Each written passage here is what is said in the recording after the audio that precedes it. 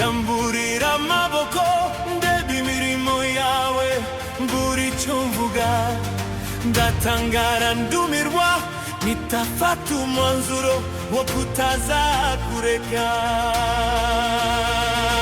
Nibutse iminsi ya kera, ndamburira amaboko ndeba imirimo yawe, mbura icyo mvuga, ndatangara ndumirwa, nitafata umwanzuro wo kutazakureka.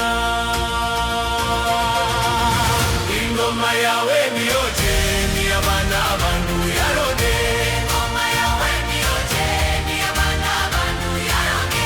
Ingoma yawe niyoje, niy'abana bantu yarone. Ingoma yawe niyoje, niy'abana bantu yarone.